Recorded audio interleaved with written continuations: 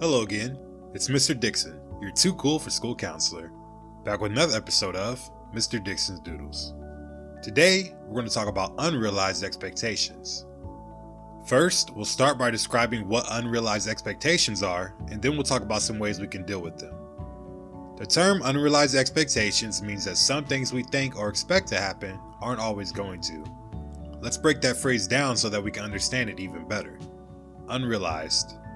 The word unrealized means something that hasn't happened. Expectation. An expectation is something we think or expect is going to happen. Throughout our lives, we will have many different situations where we might expect things to go one way, but it doesn't always happen. Unfortunately, even when we plan for the best and we hope that things will go exactly the way we want them to, we can't always control that. An example of a time you might have dealt with an unrealized expectation is when you're opening gifts on your birthday. Maybe you asked your parents for something that you really wanted and you were expecting to get it. On your birthday, you open a lot of different gifts, but you don't get the one that you want and asked for. Maybe it was sold out, or maybe it was outside of your family's budget. Either way, this will be an unrealized expectation since you expected to get the gift, but it didn't really happen.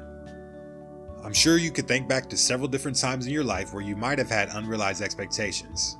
Maybe your sports team didn't win the championship, or maybe you didn't get the grade you expected on a math test, and so on. The reason it's important for us to discuss unrealized expectations now is because of all the changes and sacrifices we've all had to make while dealing with the coronavirus. I'm sure most of us have had something we've had to give up or a plan we've had to cancel because of social distancing and the coronavirus. Maybe your birthday passed recently and your party wasn't what you expected because of social distancing. Or maybe you're upset that the rest of your school year isn't going to go how you expected it to. The list goes on and on. What's clear is that throughout this time, pretty much everyone has had some unrealized expectations. When this happens, we can feel many different feelings.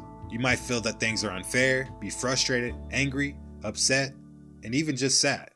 There are many things that we put a lot of time into planning and really look forward to throughout the year. It's completely normal to feel any of the above feelings when there's unrealized expectations. Even after we're done fighting the coronavirus and social distancing ends, there will still be plenty of times in your life where you'll have to deal with unrealized expectations. Next, we're going to discuss some of the ways that we can deal with the challenges of unrealized expectations. The 3 things we can focus on when dealing with unrealized expectations are accepting our feelings, knowing what we can't control, and making adjustments. Accepting our feelings means knowing that it's okay to be upset and feel frustrated.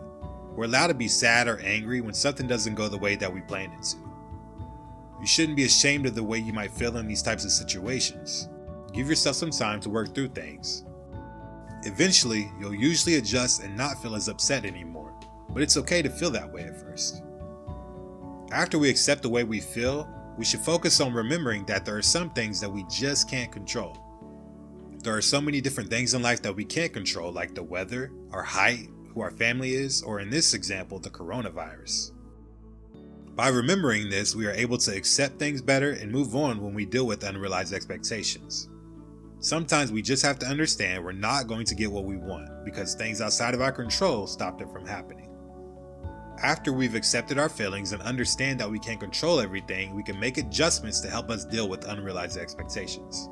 An adjustment is basically just a change. For example, an adjustment many of us are doing now is e-learning. Since we can't go to school in person, we adjusted our learning to an online platform. We can also make adjustments when dealing with unrealized expectations in our personal lives. If, for example, your birthday party was canceled because of the coronavirus, you can make some adjustments.